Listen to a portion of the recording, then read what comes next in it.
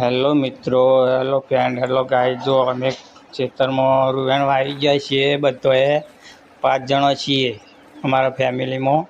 તો બધો રૂવેણ આવી ગયો છે.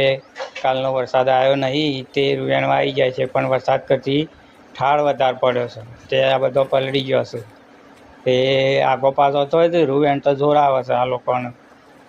વરસાદ તો નથી આવ્યો પણ ઠાર વધારે પડે છે એટલે પલળી ગયા છે બધા.